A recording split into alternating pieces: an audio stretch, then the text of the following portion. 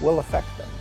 And that is really important. That's an important conversation that needs to be had.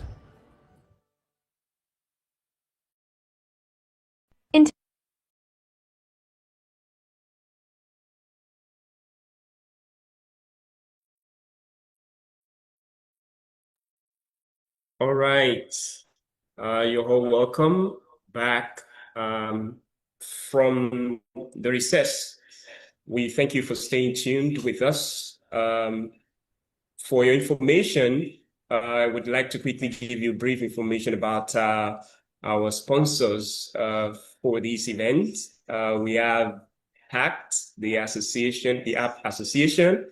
We have Contemporary Consulting, and we have Icon Africa. These are wonderful supports that we got for this event, and we want you to interact with them. Information about those sponsors will be posted on our chat.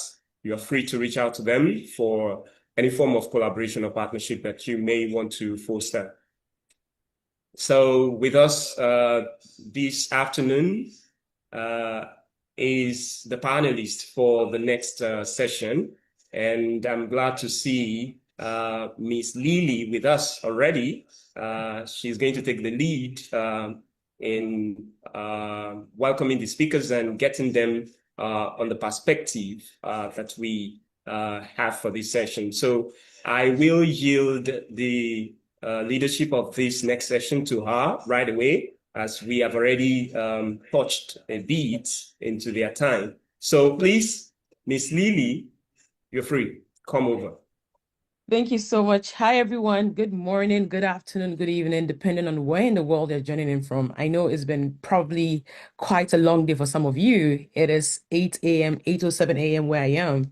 And so I'm just getting into the day. But if you've been here for the longest time, I just want to, by emojis, just show what the temperature is. Are you excited for this last panel? What is it like? So let's get interactive. I'm going to be doing this with you. So feel free to interact. And yeah, I see the celebratory emojis. Those are cool. So thank you for being a part. Yeah, and I see Dr. Sassi's clapping. That's so cool. And I love that this panel is happening last because I want us all to be outreach people. Let's go out there. If there are people who have to be on this session that aren't here yet, please share the link, have them register to be a part. And this session is going to be one where we talk about issues that are important to us as Africans and also for the global stage, and even for people working online in the online space. This is issues that are pertinent. The session is going to be focused on bridging the divides, and it's looking to explore promoting inclusion through digital literacy and lifelong digital learning, right? And I have my panel members. I would have them introduce themselves briefly, but we have Dr. Melissa Sassi, we have Colonel Felix Alaita, and Ms. Thoko Miya. But I'll start with Dr. Sassi, and I will do a bit of intro to all of you, and then we'll do the questions. So Dr. Sassi, the floor is yours. Super. So I'll make this really quick. Many of you have seen me before, and I've seen you. For me, it is 8 p.m. and I'm in Bangkok. So I will admit I have a glass of champagne. That's really to cheers another wonderful AFICTA Summit. So thank you for having me. I'm a venture builder. I've spent really the last, I don't know how many years, I'm not going to say because I might embarrass myself and feel really old today. I turned 50 this year. And so I'm still battling with oh my gosh, where have the years gone? And also, why haven't we solved this yet? The big thing. Yeah. But yeah, I spent my career at the intersection of innovation, venture building. I work a lot with across government. I've spent a lot of time in Cape Verde, which is kind of my adopted country. I hope one day they will decide to give me honorary citizenship, or at least find a street called Avenida de Sassi, but that hasn't yet happened yet. We have, I will say, created a National Day of Code and a National Day of digital creativity, and those have been some very unique ways that we have, come into this small island state off the west coast of Africa, close to Senegal, and found really interesting ways of getting young people involved, getting educators involved, and also celebrities. You've probably heard a little bit of me talking about that before, but I'm going to be quiet now and let the next person, talk about them. So thank you. Right. Feel free to Thank send you me an so much. invite and LinkedIn or whatever. Always happy to collaborate. Absolutely. Thank you, Dr. Sassi. We'll Thank go you. to Alaita now and then to Ms. Thoko. So Alaita, if we're trying to speak, you are muted, I guess. And I know I saw him on a call. Let's check right here. Oh yeah, we see you. You see me now. Thank you. So good afternoon, everyone, and it's a pleasure to be here today. I wasn't supposed to be on this panel, but I was brought in last minute to replace Christiana Onoja, who was unavoidably absent.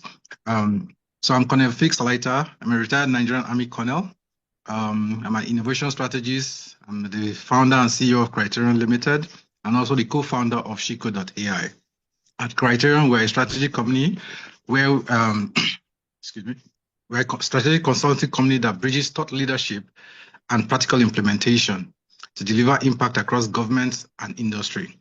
While Shecode.ai, we're building Africa's largest intelligent platform that closes the gender gap and access and provides access and mentorship and funding pathways that converts digital literacy into jobs.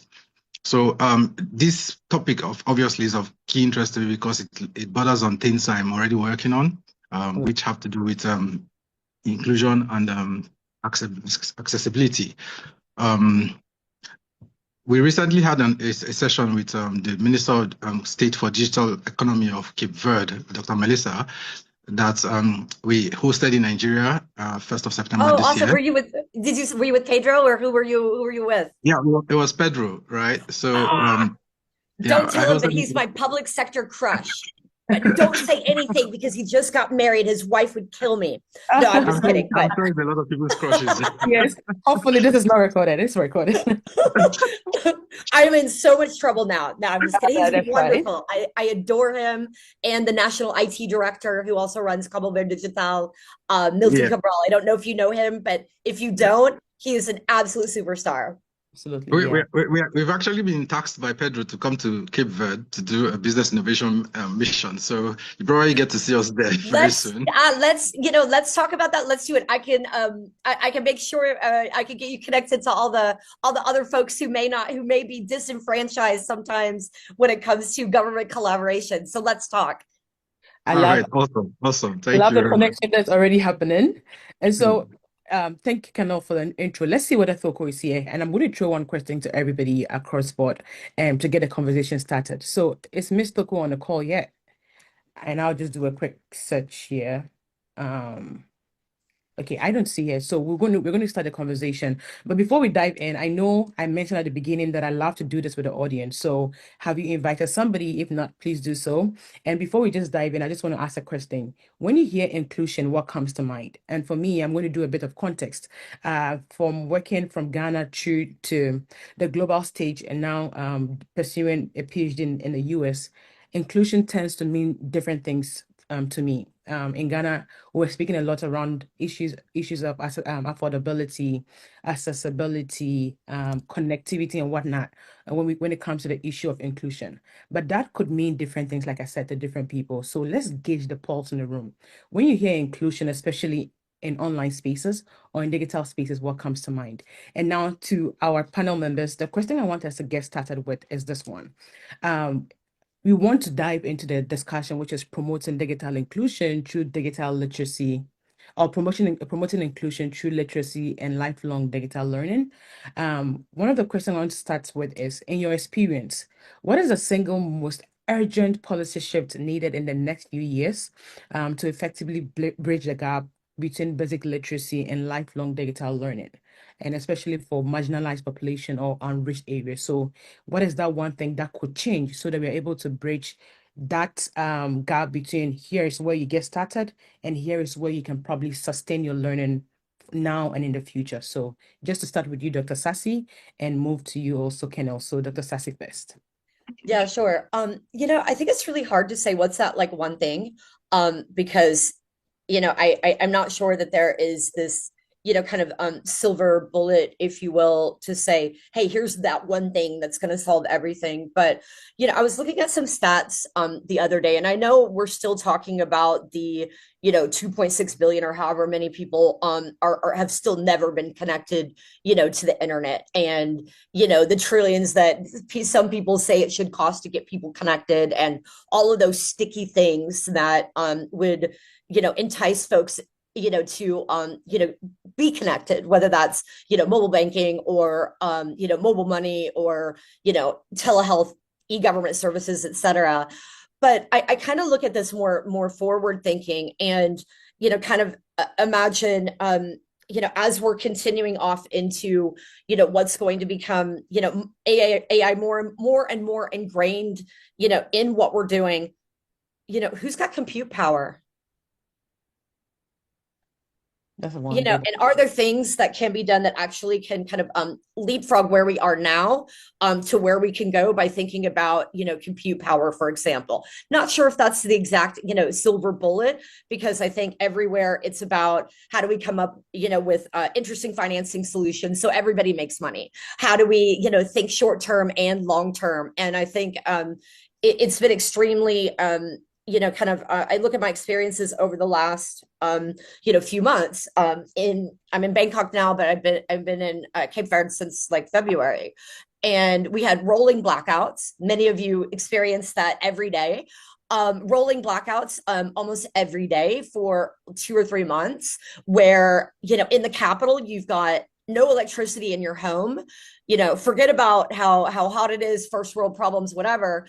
But I think there's a lot of other issues that need to be solved as well, in terms of how are our electric grids upholding, how are either public or private sector entities keeping up with innovation and operationalizing the technology that they have, while making sure they're not overloading things and dealing with mismanagement or corruption. So yeah. Absolutely. I like that you took it back to the basics. Really, the thing that is foundational to make sure that if there was something happening, it is sustained long term. And you move from the idea of even financial inclusion, how we've seen that there've been some innovation in the past to make sure that people are even connected, mobile banking, and you bring the big question about compute power and whatnot. So that is forward looking, and it has many facets or different angles to it. And like you said, it's not one thing, but a couple of things that could work together to make sure that we have the foundations built, people can connect and have it sustained. So thank you for mentioning that, Dr. Sassi. Now Thank let's you. go to Alaita. What is, in your own perspective and experience, what you think can be done to make sure that there is this bridge between the basic literacy and lifelong digital learning? So just like Dr. Melissa mentioned, right, you can't just have one silver bullet, right? But what we do in our own side is we have a strategy playbook that we say we diagnose the real constraints, right? You align incentives across policy, capital, and talent, and then you execute a small measurable pilot that you can use to now scale. So it boils down to what she mentioned, the basics, right? If you want to solve algebra, you need to understand 1 + 1. So for me, one thing I don't say is the only thing, one policy shift that I think can be implemented would be the learning and earning entitlement, or LEE for short, right, which empowers individuals to access education flexibly throughout their life cycle and adapt to a changing labor market.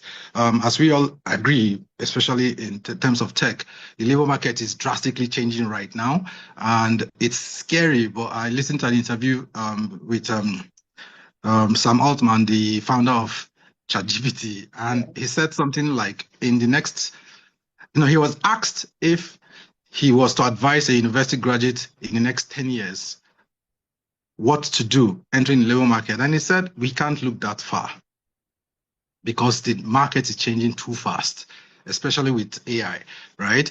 And he advised that we should look just close to 2 years from now. And even within that 2 year space, he doesn't expect anybody to go to university anymore. That's quite scary.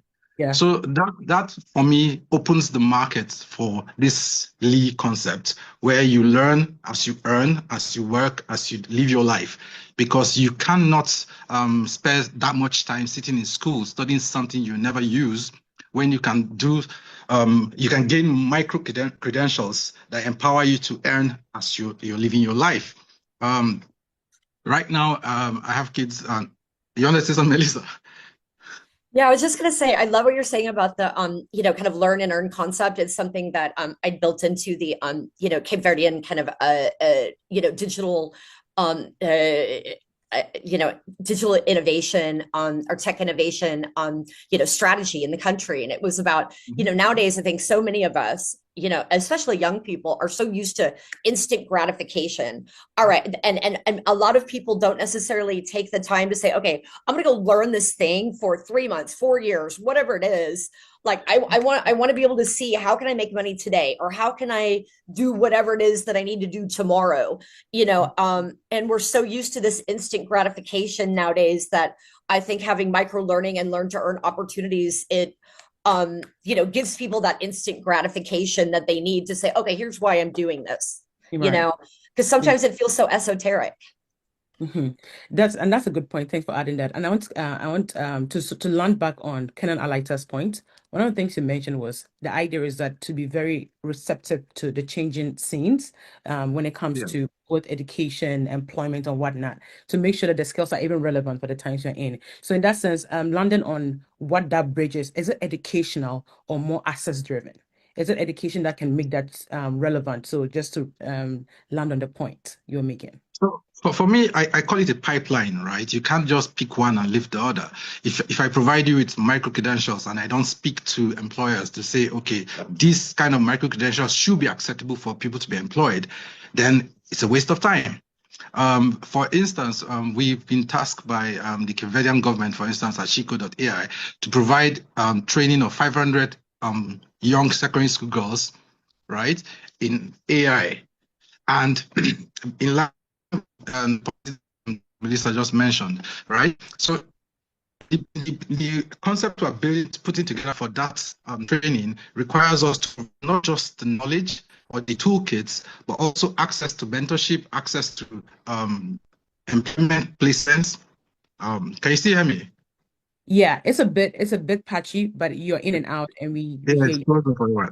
Yeah. Yeah. So the pipeline includes the training, the toolkits required to take on the jobs, and then some kind of job placement capacity to subsume those people who have gained these micro credentials, and as well as mentorship programs that enable them understand that this job market that they're in now is something they can do lifelong. Absolutely. Yeah. And I think you landed it on a perfect note. The idea is that it is not just one thing happening. It's a couple of things happening together to make sure that we build not just a one-off thing. It's a system that upholds the process so people can come, be in it, it can continue and whatnot. So pretty much both of you have mentioned important things around systems to make sure that we have the basics happening before it improves and we can see some response to what the changing scenes are and whatnot. So thank you so much for mentioning those.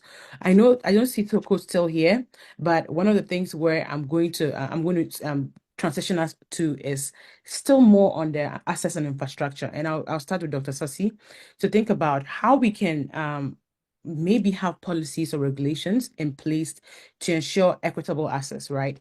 In such a way that what we're looking at is high quality, it's affordable internet, and in such a way that we move beyond just connectivity to actual meaningful access, right? We talk about people not having enough to sustain their usage, for people doing school, for people doing work. What are some of the policies or regulations that can make sure that we have what is high quality, affordable internet, but still moving people from just the basic access to more meaningful access? So just to hear your thoughts on that.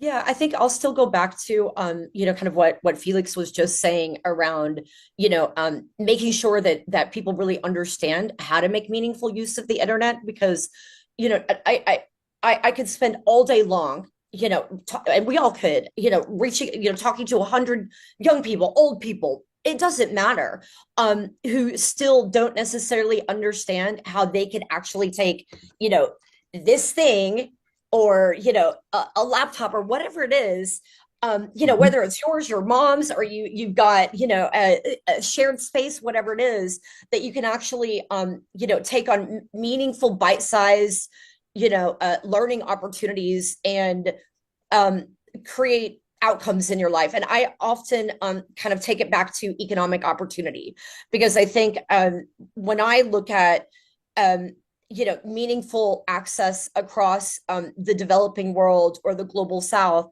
it's really about how can I not use this thing to kind of scroll TikTok or scroll Instagram, but what does it mean to be a creator, and how can I actually create, and what does create mean?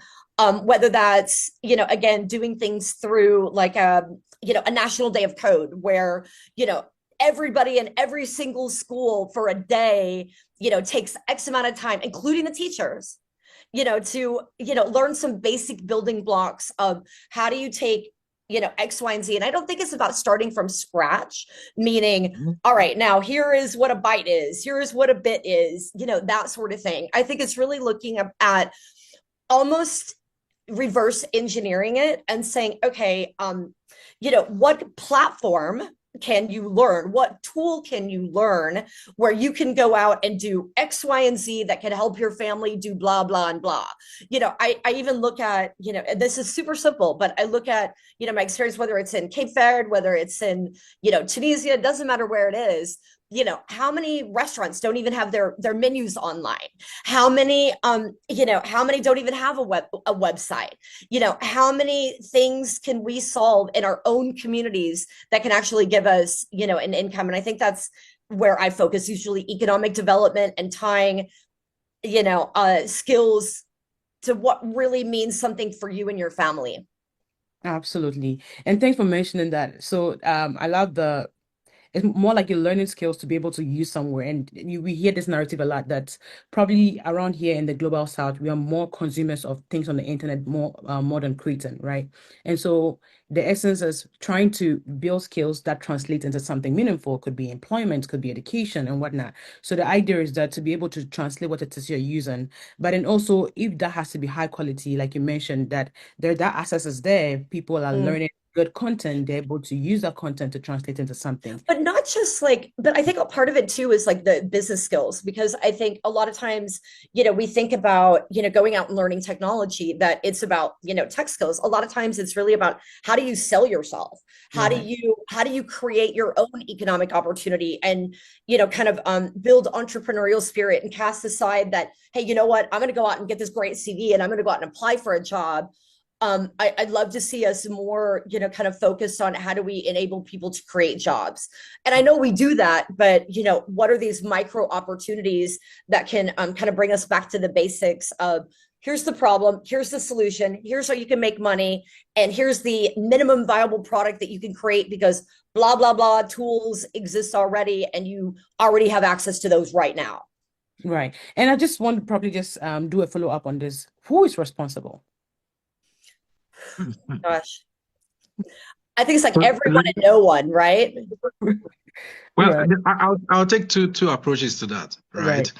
Every individual is responsible for their life, obviously, but government and private sectors could form one bucket that provide the necessary infrastructure and access that enables the individuals to actually thrive. Right. So in that line, I would say, in answer to your question, access and infrastructure it requires governments to change policies that enable private sector to partner with government to provide some kind of decentralized access to underserved communities to be able to access the internet, to have more penetration, to also enable private sector to provide devices for incentives. I mean, there are very cheap devices now you can get all the way from China. And if you can have that permeate our underserved communities, you find that you can generate more digital inclusion through that. I'll just give a real quick example if it's okay. So I'm on the board of a nonprofit that runs a number of schools across rural Pakistan. And we have, 100, 200 schools. And I say schools, but they're informal schools, and they're, focused on, youth who are outside of the school system that either are, child brides, refugees, child workers, whatever. Maybe they lost, interest, or it was forced upon them. And, what we did is we created a number of, we developed our own devices locally. And what we did is we obviously established some, private public partnerships, but instead of kind of looking at it as like the normal school, we took and we kind of truncated down and said, all right, how can we get, children, from kindergarten through fourth grade, or how can we provide a fourth grade education to anyone and everyone who wants to come in and all learn together? And they're learning digital skills, they're learning reading and writing and math. Are they learning everything that they would get out of a fourth grade education? Is a fourth grade education, what everyone should strive for? Not necessarily, but it's kind of like chiseling away at, one area that I think has been very hard in that particular market, because of ghost schools and corruption and that sort of thing. And we came up with a number of tools utilizing AI that,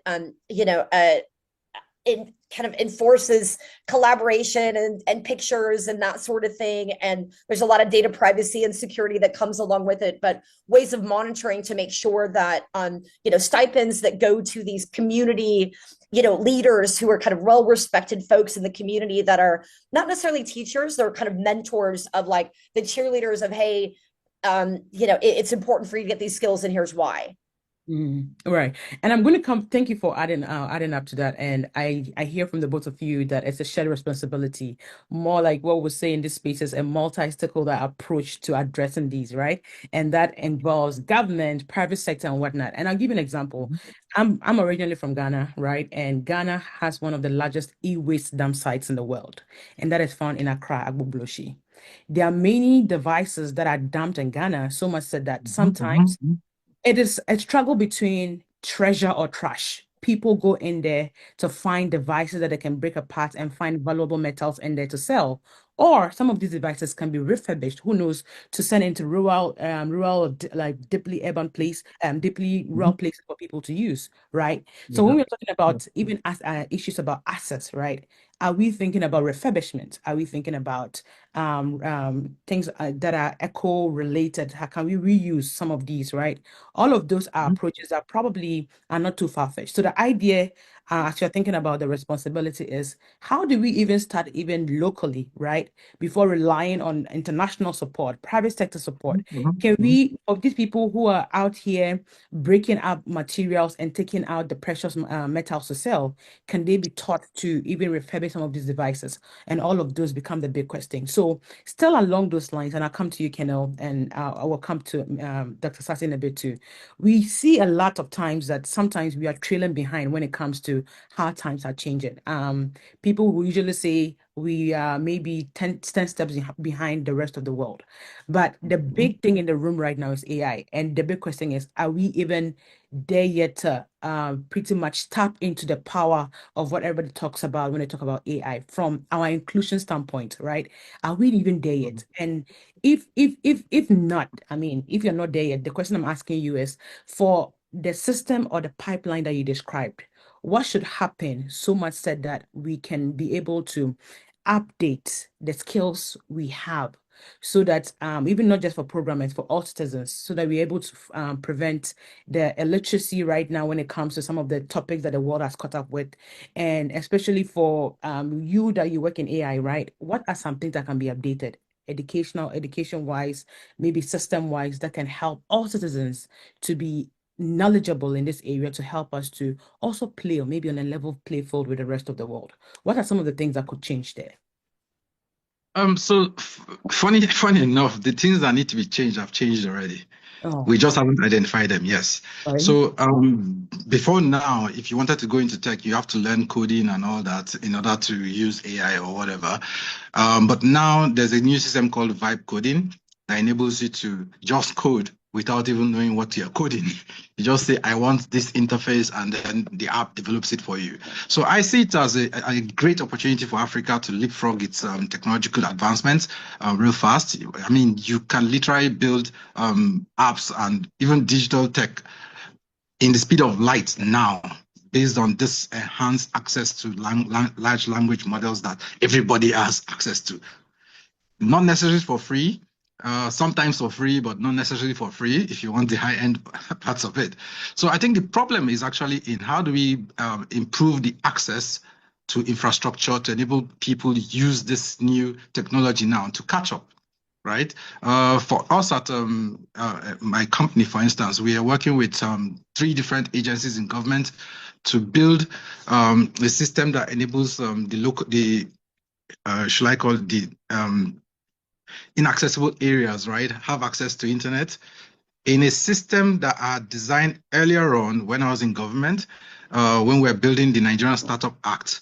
I don't know if you've heard about it, right? It's a hub and a spoke system where you have a central entity at the center of government or at the center of the country where digital assets could be should I say, aggregated, right? And everybody can access it.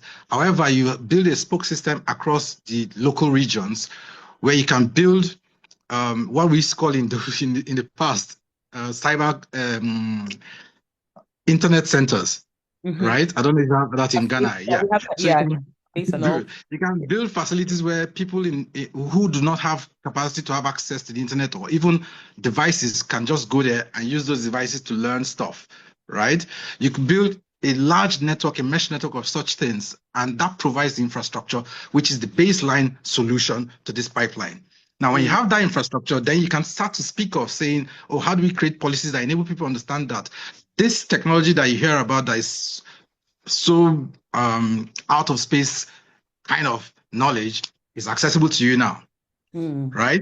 You can simply learn English language and you can become an app developer that has something that is used globally. Oh, absolutely. Now that you mentioned language, right? Is that a big barrier for inclusion? You know, what we're trying to drive at is that there's a gap. The gap is between basic literacy and lifelong digital learning, right? And what we're trying to see is maybe inclusion and access and connectivity can bridge that gap. But when we are talking about that divide, is the language part of it? Language is a part of it because obviously when you go back to the local areas, not many of them speak English language, right?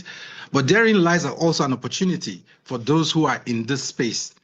Most of these devices we're talking about, all this technology we're talking about, were designed in English language. But these devices have the capacity to also convert the language used into local languages. So we need private sector now to come in and say, okay, in this my area, we speak we speak Twi, for instance, and that's dominant language. How do we make sure that you can vibe code in Twi and build an app and deploy it, and then it has translation that enables anybody in the world to access it and use it?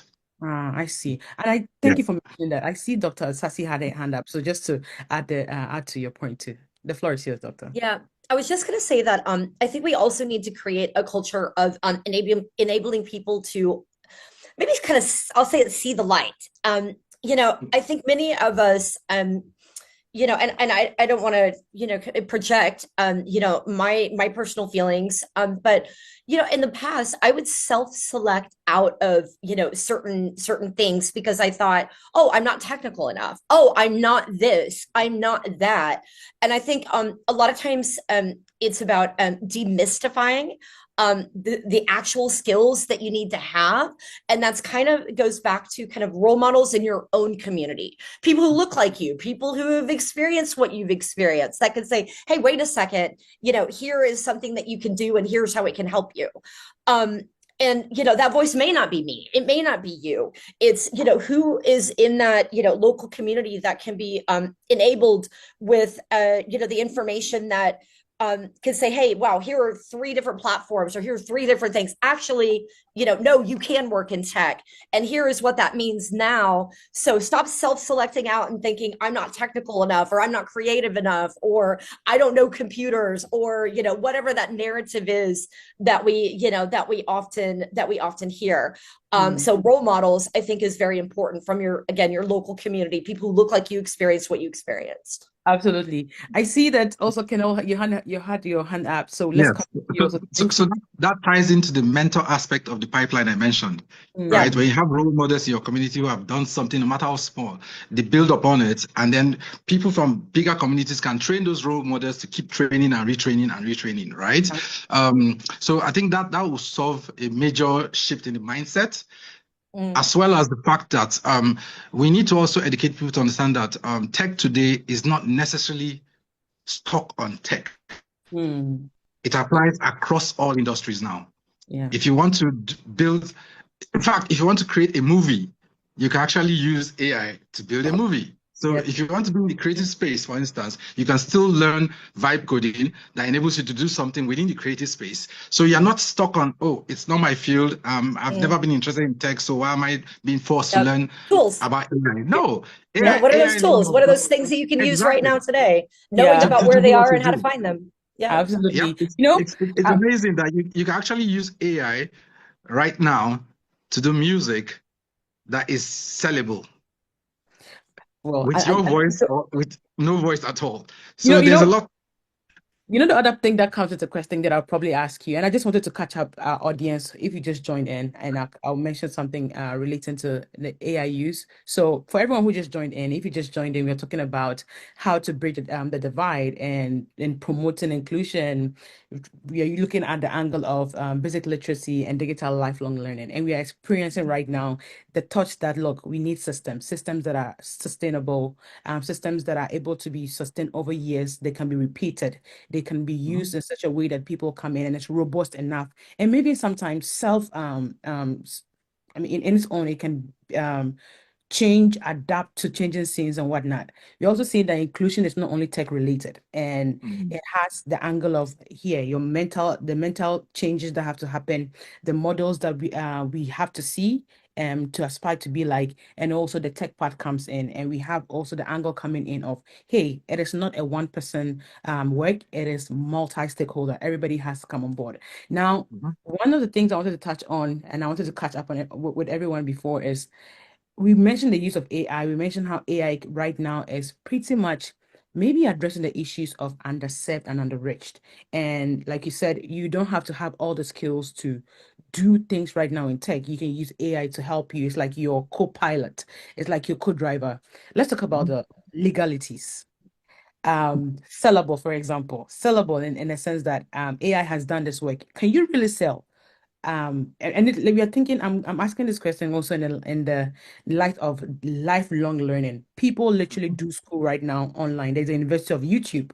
People can say, hey, I got my credentials online. Let's look at structures that make sure that this is really confirmed. It is legal. It is, like you said, sellable. How do we ensure that this in the long run do not blow up in our faces? It is really legal to do, right?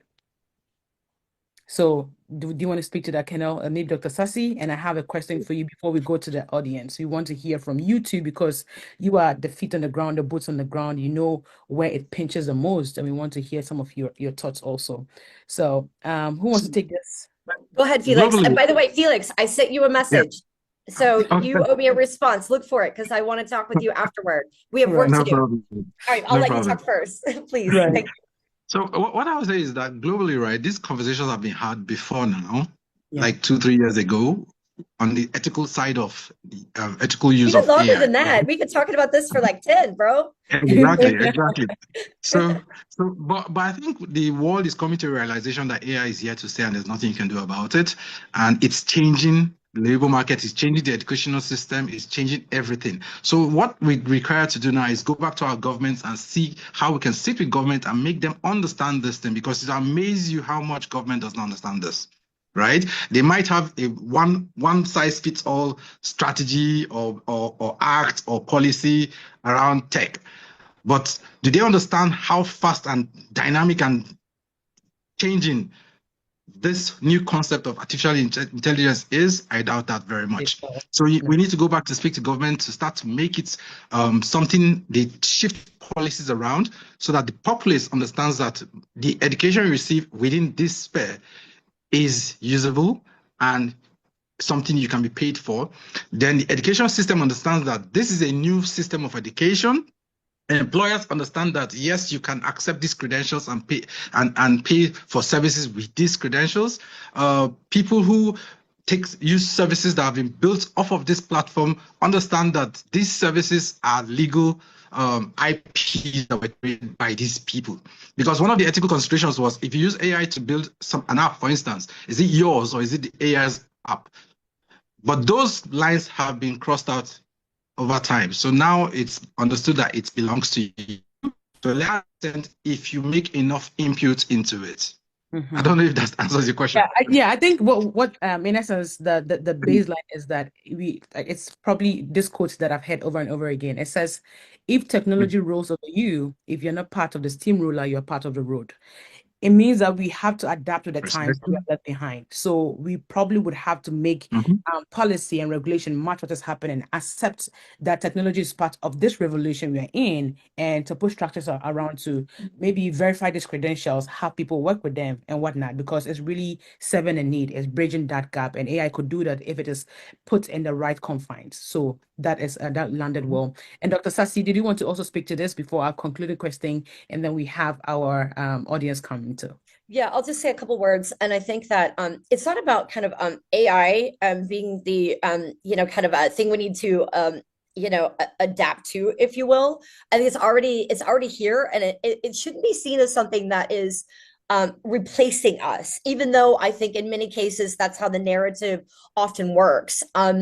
It's about how do we kind of leverage tools that have, AI included in it, and know about those tools that are approachable for us, and recognizing, how do we go outside of our comfort zones and say, you know what, I'm going to do this experiment. I'm going to try this thing.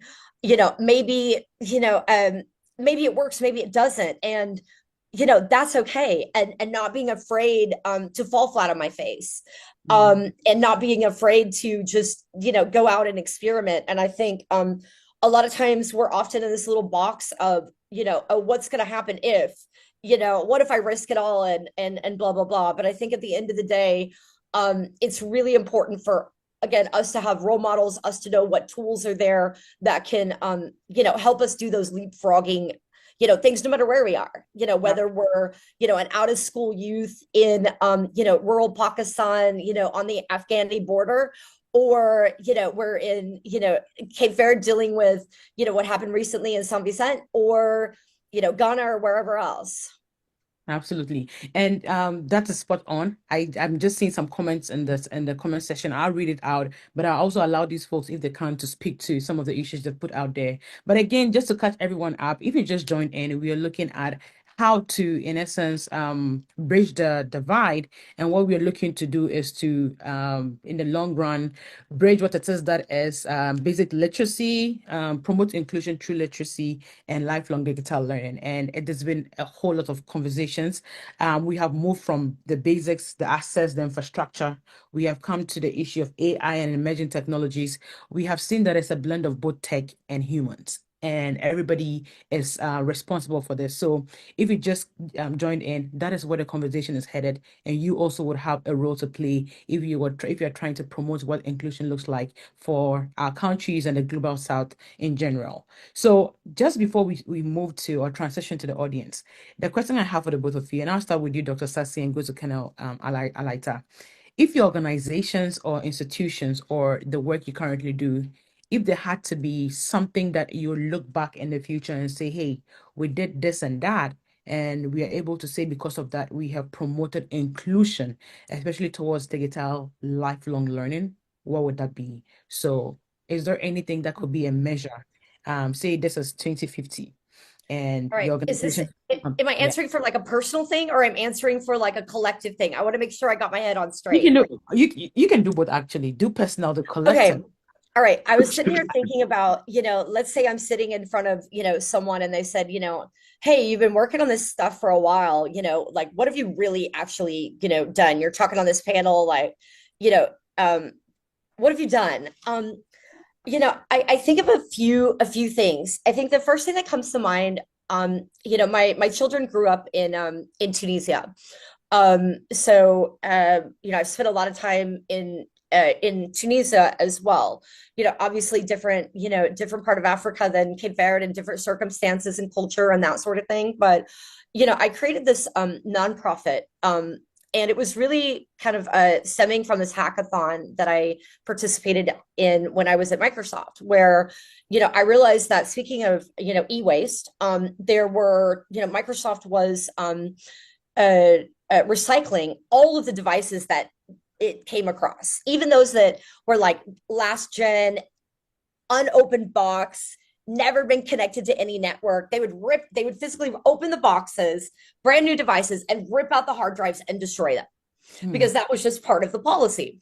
And there were a lot of people who were like, what the hell, we're not doing this. And so they were stockpiling them in cabinets and in storage units and all kinds of stuff. So I created this hackathon, and we ended up revolutionizing, I'm a bit of a hidden figure, but we ended up revolutionizing how Microsoft went about giving out devices. And hundreds of thousands of devices went from being recycled into being put in the hands of nonprofits. And for me, it was kind of like, okay, all right, I worked in a team where we invested in internet connectivity. So by the time I left Microsoft, we built 75 internet and energy access solutions in 25 countries. And I sent 400 laptops to 20 schools, created 20 digital learning labs in 20 schools in Tunisia. But I realized it wasn't just about internet. It wasn't just about devices. It's not about like build it and they're going to come. And I was able to convince my boss at that time, this is going back a while, it dates me a little bit, but it's kind of my first foray into digital inclusion. I traveled around the country. We went into the Sahara. We're on the Algerian border, the Libyan border, and teaching young people to code. And it was all about kind of those introductory building blocks of, hey, this is what computer science is. Yeah. And we did it through gamification. Fast forward, we ended up running scores and scores of different digital skills camps in the summer. And we do this kind of flagship camp, and we ended up having one individual. And I think sometimes it's easy to talk about 40 computer labs or 20 computer labs, 400 laptops, 75 projects, 25 countries. Okay, what does that actually mean? I kind of boil it down to one of the individuals that took part in one of our labs. His parents wanted him to be a pharmacist or a doctor, right? I was like, computer scientist, what the hell? No. And he was a bit of an introvert, and he wasn't very big on kind of like teaming. When he came in, we're like, hey, bro, if you really are interested in tech, here's some of the, other skills that you need to think about in terms of business development and financial models and working in a team. When we're creating tech, we're not creating tech for the sake of tech. We really need to think about what problem are we solving and who's facing that problem. Fast forward, he ended up getting the top score for his BAC, so his baccalaureate, which is like the test in Tunisia that they use to move on to university, the top in the country for computer science, and he received a full ride scholarship to Harvard.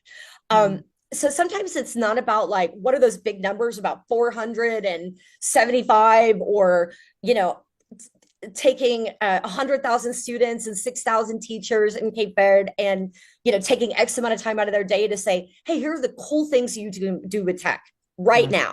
And here's how you can make money doing those things right now. Sometimes it's about that kid in rural Tunisia that now is at Harvard, and he's like, hey, look at me. Absolutely. So it's just that one step towards big changes. It's that one person that starts with that one device, maybe that points towards this is what you can do with a skill, and it is how you can move it on. And sometimes it's that feeling too, because I think sometimes when we talk, when you're talking with government or you're talking with a private sector, sometimes we get so caught up in we got to connect 2.6 billion people, or we need trillions of dollars, and we got this chart, and we got these maps, and we got these percentages, but we forget about the stories that go along with it. And I think sometimes, at the end of the day, we're humans, and we crave stories, and we crave emotional connection. And sometimes it's that feeling that is missing when it comes to the then and the now. So Absolutely. The I don't know if change. that answered your question, but It that's did. kind of what came to my mind just now. Yeah, I mean, looking back, you would remember this one person. Like I know you mentioned how you even revolutionized even Microsoft's way of refurbishing or even taking devices to nonprofits. That That's a program is still in place to this day right now, by the way. absolutely. And so looking back, you can say, look, I did something. Aside from that, there's also one impact story, even of this guy. You can say, hey, this changed. Somebody who wanted to do pharmacy now changed into computer sciences, found a way. You've given him that pathway. You've given him that ability to see what he can do with the skills he's built. So that is spot Yep. on. It's the same thing I want to ask to Kenel Alaitai. The idea is that if you were to look back as your organization, as a person, what is that one thing you can say that, hey, I did, or we champion that's able to bridge what it is now that is a divide and to promote inclusion?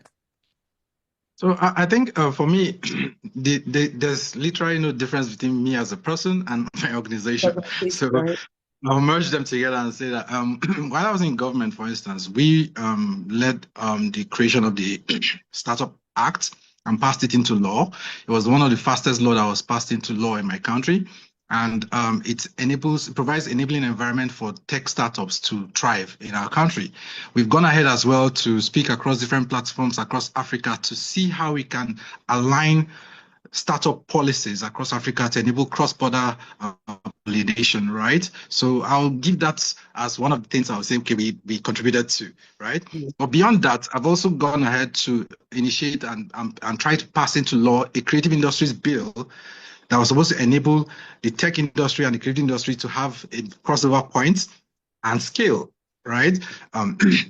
That bill became the foundation upon which a new ministry was formed in my country called the Ministry of Arts, Culture, Tourism, and Creative Economy.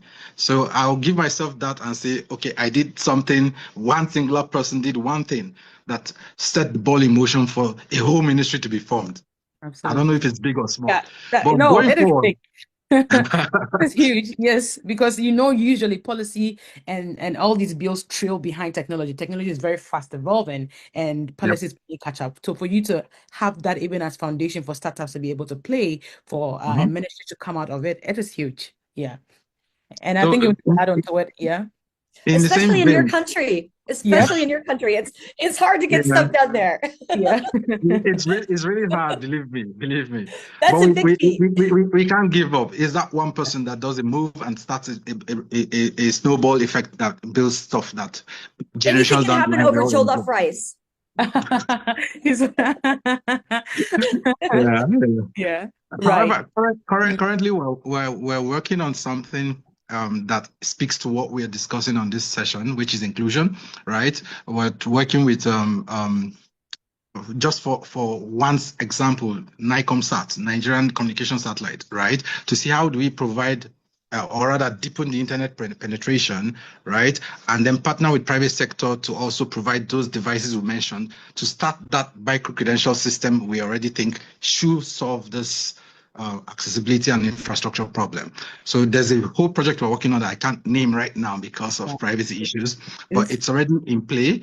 And hopefully 5 years down the line, I don't want to say 10 years because Sam Altman said we shouldn't think 10 years anymore. So I'll just say 2 years and 5 years down the line, I'll say I did this and it moved the needle this far with this much penetration and this much number of people now having access to lifelong learning processes as well as earning processes. Absolutely. Yeah, I was going to even ask you to touch on that, but I think you just mentioned it. It was the acronym you gave was LEE, right? You said yes. It was lifelong earning and learning. Learning, earning, entitlement. Okay, learning, earning, entitlement. And earning entitlement, yeah. Right. Okay, that's amazing. So the idea is that we don't just build skills, we use the skills, some things come out of it, and it's also able to impact in the long run. And thank you so much, our panelists. We are not done yet because we're going to have our audience also ask questions, and some of them came in the chat, and we'll see how we get around them. But I also want people to ask live if they're able to, and especially if your background is good enough, not too noisy, where we can hear you clearly. Because you're streaming, If you're able to speak, that would be amazing, and especially in a quiet environment. But before we do that too, I see a poll has gone live. Please engage with the poll, answer the questions. Let's see the pulse of the room and think about some of the answers you have to the questions that have been projected. So just take a minute or so to just respond to those. And for our audience, okay, I see a QA has already gone in. So it's from Dr. Godson. Dr. Godson, thank you for sharing. He says, do you agree with the saying that AI cannot be run independently, but there must be human intervention? If yes, does it strengthen humans and weaken AI? So that is a question, and I'll take it again. Do you agree with the saying that AI cannot be run independently, but there must be human intervention? If yes, does it strengthen humans and weaken AI? I have a perspective on this, but let's see our panelists. So what do you think, you both, Dr. Sassi and Kenela Alaita? Ooh, okay. So here's what I think. I was in Cape Verde a few weeks ago, and I was sitting there with he's a high-ranking government official who's also has a background in software development, even though he doesn't necessarily code today. He runs a large team and does a lot of very interesting things in the country. And he was telling me about his his fondness for ChatGPT. Mm-hmm. And he asked me just kind of tongue in cheek, should I keep my subscription? And I was like, and honestly, it was more of like a social outing. So I will admit there were some drinks involved, but it became like a really interesting conversation where he was like, should I keep it? And I was like, yeah, I think you should keep it. I think ChatGPT is helpful. And he was like, yeah, here's what I use it for, and da da da da. And I was like, let me ask you, have you ever looked at the underlying data, from what's included in, your searches? Have you ever looked at what percentage, of that data is from kind of English language, text, for example, or materials that were, created that lean more toward the US or the UK? How much of that, how much of what you're looking at or reviewing or getting insights from includes a Cape Verdean perspective, an African perspective? And, I was like, you know what, I'll tell you what, let's just ask ChatGPT. And so we went through this exercise of like the percentages. He's like, oh my God, I need to cancel. And I was like, no, you don't need to cancel. You should just recognize, every time that we're using AI or whatever it is that we're using, we should understand, from a trust and transparency perspective, what's there. And I think you can't look at the two separately, but you should understand when you have access to a powerful tool like ChatGPT or anything else, what is the stuff that you don't see? Right. And I think that kind of relates then to kind of critical thinking and, media misinformation and disinformation, and really critically thinking through, what outcome am I looking for? Right. And how much trust should I have in X, Y, and Z? Is their data set going to, represent me and my people, me and my community, me and my voices? And I think right now, AI is at is so powerful, and we're using it for amazing things, but there are significant flaws where you look at who's building and who has built, many of the large language models and the other solutions that we're using today, and where that data comes from. It's not representative. And if we don't fix that, it's going, I think, going to be a bit of an echo chamber in terms of not representing the voices that we want. There is real quick, I'm going to say one thing, I'm going to shut up. There is a distinguished engineer that I worked with at IBM, and his name is Calvin Lawrence, I think, first Black distinguished engineer in the history of IBM. And he wrote a book, and it was called, I'm going to get the name of it because I think it's called, Hidden Behind Whiteside or something. Let me just get the name of it. I'll put it in the chat. But it was very interesting it was coming from, again, also a US perspective, but him as a Black man looking at it and saying, wait a second, what are we doing? And does this include my voice? and what about the other voices that, might even be well beyond my country? So I'll just leave that there. Right. Thank you so much. So, what I'm gathering is that we have to be interested beyond the tool to understand its workings. And if so, that means there's human intervention. And if so, that means Yeah. we are aware. Usually there's that concept of information asymmetry where there's something missing. You don't know something. Like there is something that the technologies probably have that you don't have, or even what we call bounded It's rationality. also crawl, walk, run, fly. You know what I mean? Like, I Yep. think when we're trying to get somebody to come in and use a tool, I think we shouldn't try to kind of, not to be cliche, but boil the ocean. It's kind of like, how do you make sure that people have access to things that it's like the Maslow's hierarchy of needs? How do you not make people too crazy down here, but kind of chisel away at the knowledge and the skills? But I think regardless of whatever we're doing, we all need to think, especially going forward, how do we put that critical thinking cap on and make sure we understand what we're doing and why we're doing it and whatever's in front of us, blah, blah, blah, blah, blah. Yeah. The why that underscores the literacy. Okay, now thank you so much. Let's go to Thoko Alaita. So the question is there human intervention in AI? And if so, does it strengthen AI? Does it strengthen humans and weaken AI? So what do you think? So the question is quite broad. It might look simple, but it's really quite broad because general populace is used to one aspect of AI. There are other aspects of AI that already supersede what we are looking at when we use the interface on our devices. But in terms of these parts, right? For me, I feel it strengthens the human because what it's doing is augmenting your knowledge capacity and capacity to deliver. Right? You have access to a world of information at your fingertips in microseconds.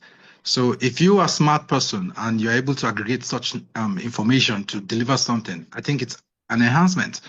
So at the moment, yes, it's going to strengthen the human. But if you look down the line to 5 years and 10 years that Sam Altman mentioned, then we start to see where AI starts to think for itself. Yes, because it's gathered enough information, it's gathered enough nuances and data to start to speak to us now. So ask yourself if it's a snowball effect.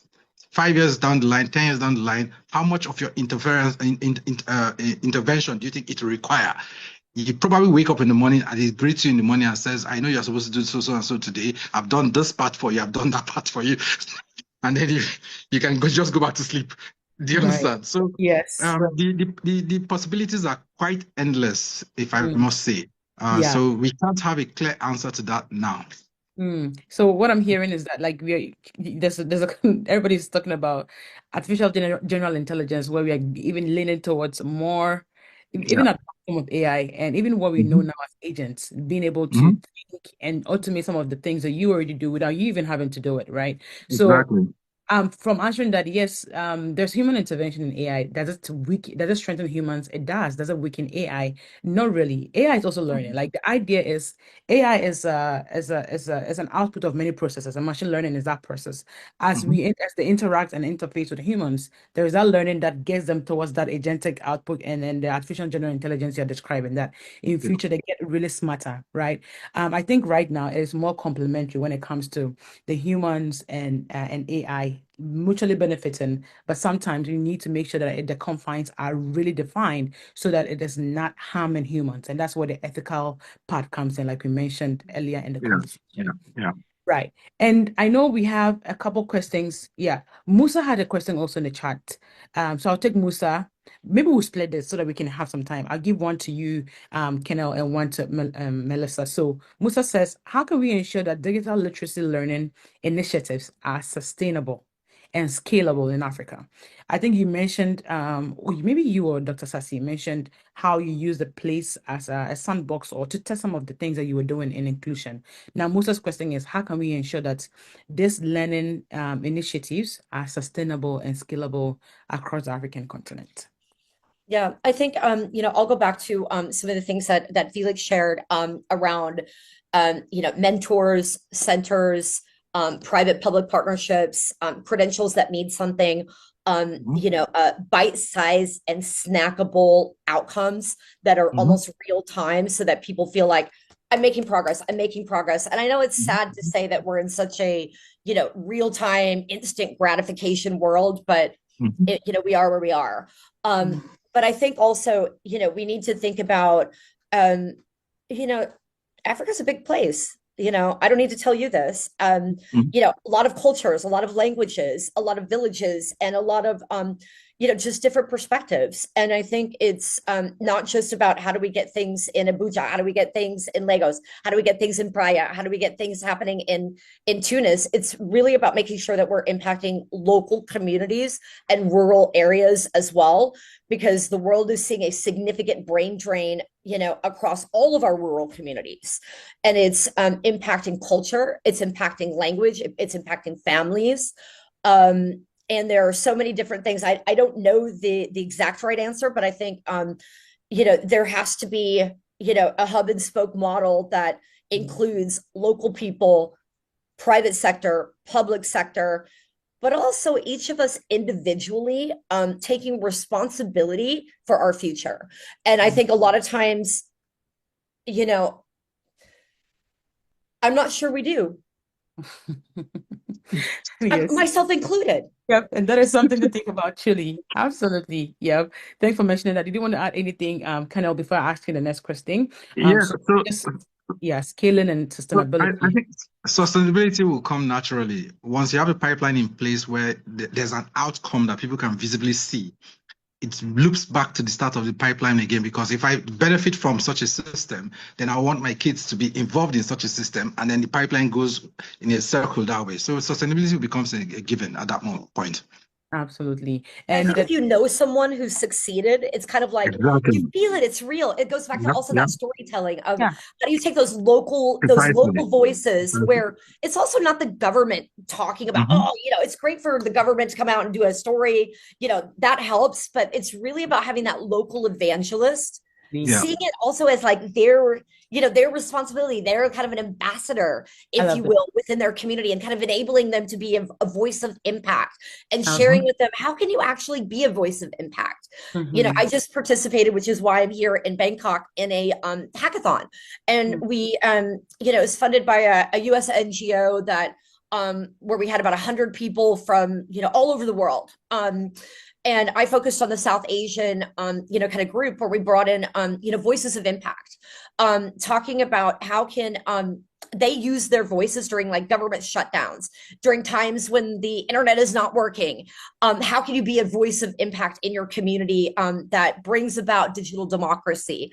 So it's kind of, a bit related, but, how do we give real people, citizen journalists, the tools that they need to be able to bring these stories and these, impact, initiatives to life, so people really feel it in their own community. Thank you so much. We have two questions, and I think would wrap it up, or maybe we just have one. One last one, and will be the concluding words for the panel. So I'll give this to you, Kenel, and the last one will go to Melissa. So somebody says, how can we remove fake information in AI? That's $1 million question. Right? No, it's worth more than we're gonna be. If we solve this, it's worth more than $1 million, man. I think we'll be like $1 million forget about question. Elon Musk making $1 trillion. We'll make $1 trillion. So that's I believe that question is beyond this panel, because it's a global issue right now. Like I mentioned earlier, the ethical considerations around AI started a long time ago, and this part was key, front and center of it, right? How do you remove disinformation from something that is now giving information by itself? How do you not feed the large language models with the wrong information about humanity, such that it bounces back on us in a negative way? So it's a huge question that doesn't have an immediate answer for now. Same. I think it also goes back to, personal responsibility and critical thinking. A lot of us don't have that, unfortunately. And especially many of us who are used to ChatGPT and asking ChatGPT whatever it is we want to ask, and we get that info back, and then there we go, we run with it. It's, partly, I watched this podcast, or this, actually it was some YouTube channel from this guy who did this experiment, and he thought, can I ask ChatGPT all these questions that will make ChatGPT my cheerleader? And essentially he went through and he went through all the prompts and all the things, and it was like basically ChatGPT told him he was the the smartest baby that was born in 1984.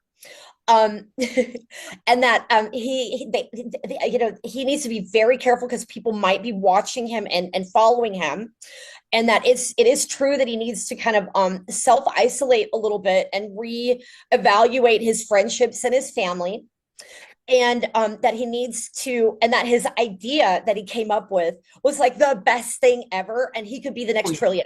I will say And and he left it thinking like, wow.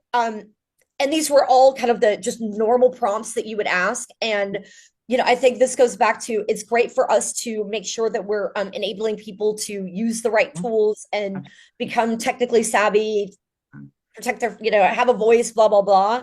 But that doesn't negate the need for us to think critically. Yeah. There are great tools out there that can help us, but if we are being lax on learning digital tools that can actually help us feed our families, that's true. how are we going to be expected to go out and search out and make sure every AI blah, blah, blah is accurate? But again, critical thinking, and it puts, we need to take personal accountability in some cases, in all cases. Absolutely. So if I add to that, yeah, sure, quickly. I'll say that at the bottom of ChatGPT page, it says ChatGPT can make mistakes. Right. Check important information. Yes. It's there. It's a caveat. Yes. Secondly, I will also say that you need to understand as an individual user that your interface with ChatGPT, right, keeps a repository of your conversations and your interaction. And it starts to form an opinion of you as a person and feeds you information the way it thinks you expect to have the information fed, or aligns with what it sees you doing on that page or on that platform. So I think there's like this all excitement from ChatGPT. I heard. I don't know if they changed that or if it's back to normal. It's still there. It's still there. And yeah, we see that it's even led to issues where, I mean, sadly, there are parents suing ChatGPT because they've had their children have had relationships with ChatGPT, led to a breakup, supported suicidal thoughts, and led to people dying. So the hype goes towards good and towards bad. Hype and be like, oh, you want to do that, go for it. And you see that those are the ethics and then the moral parts and the regulatory part we talk about, which is very, very scary, and it leads to the point about literacy, not just using the tool, but knowing the why, the how, and how to interface with it and make meaning as a person. The literacy part is really big, and I think you are spot on that. Yeah. I like to just put a point on that part of parents' intervention, right? Back then we were much younger. Playing video games was a problem, right? It was assumed it distracts you from normal education, it distracts you from having physical engagement outside and building a proper social structure for yourself. Fast forward 10 years later, it's the biggest industry in the world. It creates the biggest millionaires in the world. So the question now is, what do we think AI is going to build in the future? Those who participate in it now, how will they become in the future? We can't predict that. That's why it's called the future, right? Neither can we run away from it because it exists already. You can't put it back in the box. It's out of the box already. So we will have negative sides to it. We will have positive sides to it. We pray and work towards making sure that policies align to make sure that the positive side far outweighs the negative side. But like every other technology, every other idea humanity has ever come up with, there will always be that aspect of it. And we have to keep moving forward as a people. Absolutely. Thank you. So in rounding up, I'm going to make, this is the last, like your, what we should take away, if this is your concluding words. I'm going to give you a question from the chat, so we'll divide it and we can conclude.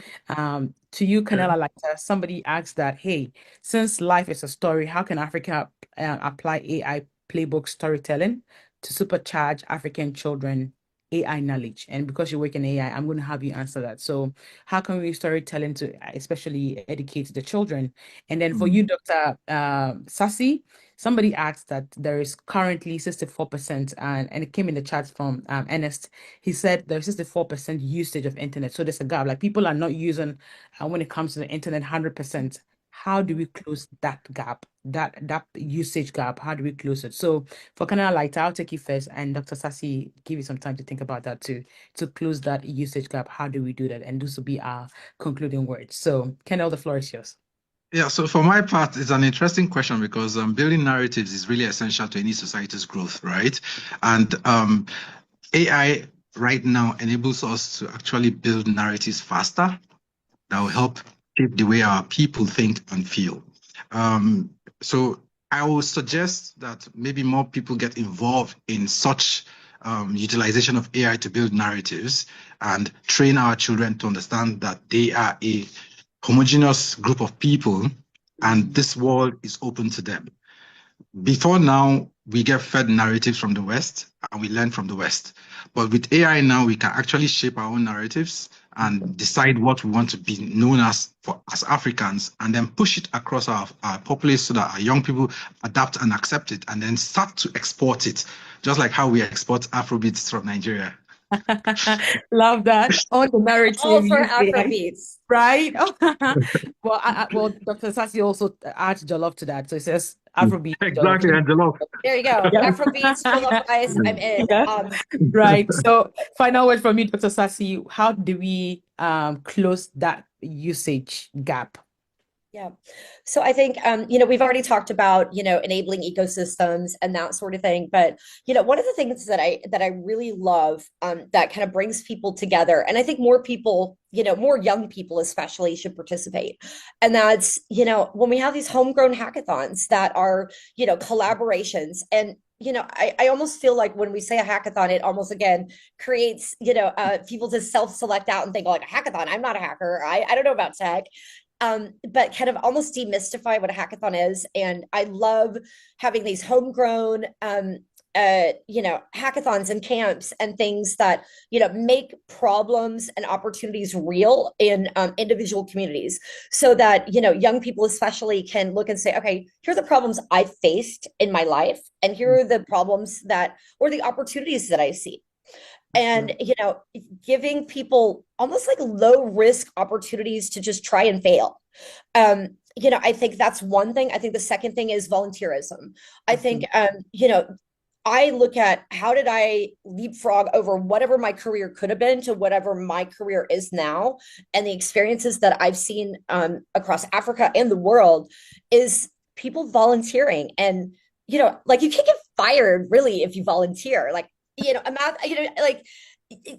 imagine you take like, maybe it's like 1 hour, 2 hours, 5 hours of your week as a young person saying, you know what, I want to go and build my skills. I want to volunteer for a nonprofit. I want to work with the IEEE. I want to do something, those are the best places to learn on the job. And I just wish there were more, more people who would feel comfortable going out and curating their own and just saying as a young person, hey, I want to learn, I want to go do something. And understand that it's okay to volunteer and that you're not being used and you're actually learning. And, you shouldn't expect that, every little micro opportunity like that requires, a paycheck.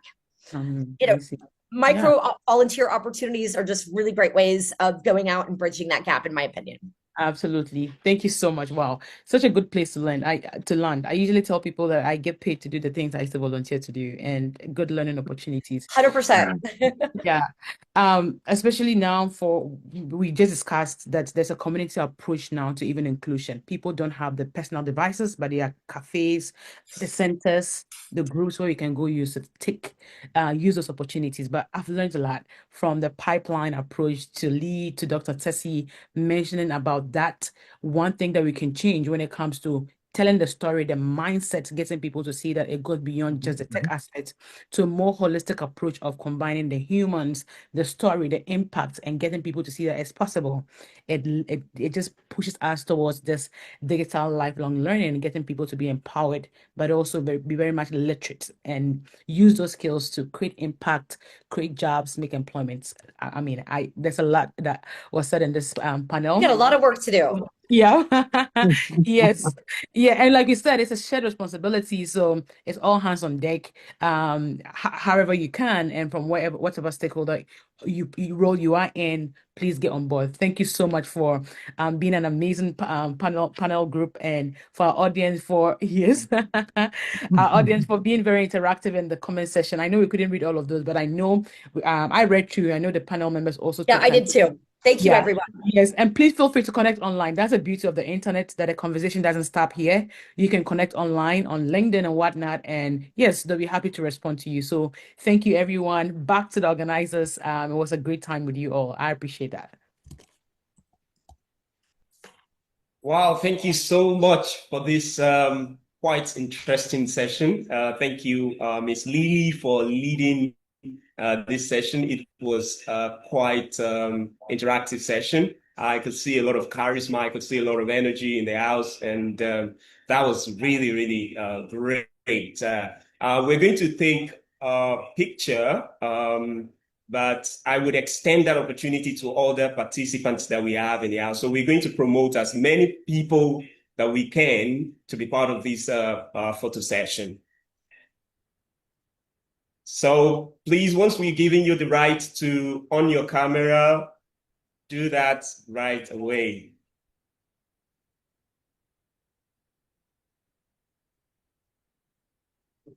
Just give me a couple of seconds, and maximum of 1 minute.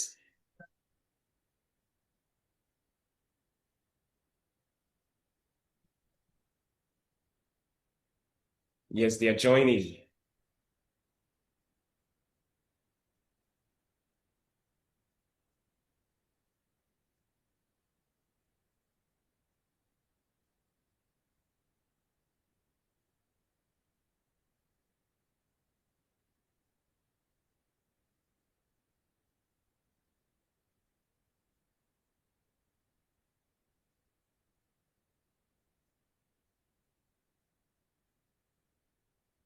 As you're joining, please turn on your camera. So we have another 30 seconds.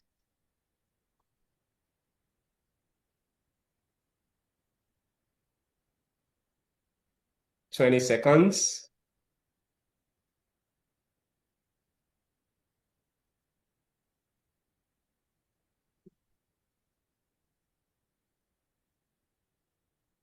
Ms. Lily, we really appreciate your coordination of the session. Yes, our speakers.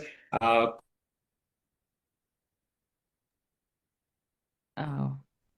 I think he just froze.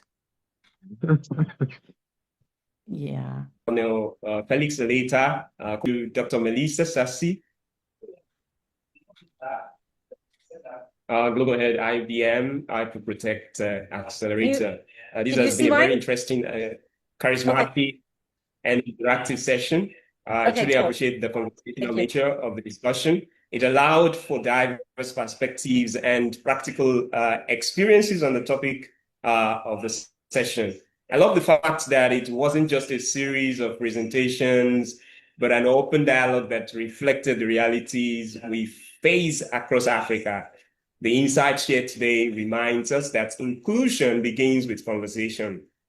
And through collective efforts, we can turn those conversations into action. So thank you so much. And I'll be doing a countdown of 3 while we take the group photograph. And let me also remind you that this session continues tomorrow. We have the second day, and there are a lot of wonderful sessions already lined up for tomorrow. Sure. Mr. Pierre, would you want to join us? Miss Ariola Akinyemi.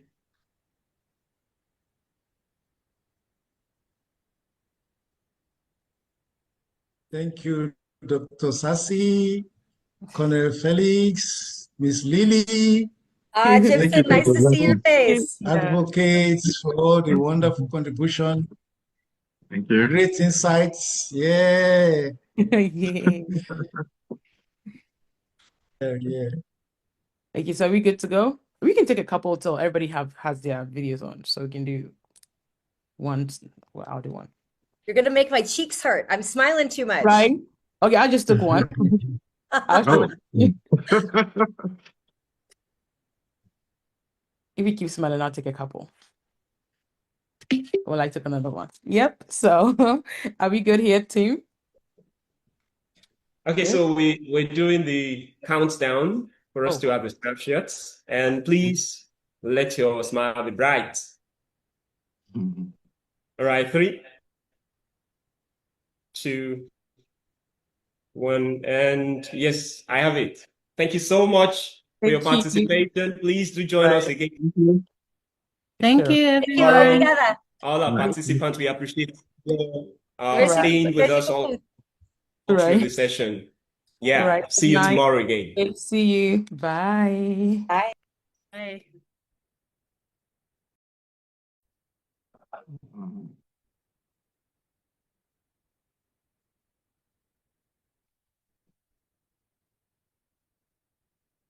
In today's digital world, organizations need more than technology. They need clarity and a trusted partner to guide their transformation. Contemporary Consulting Limited is that partner. Based in Abuja, Nigeria, we are a global brand built on the synergy of people, process, and technology. For over 30 years, we've turned complex challenges into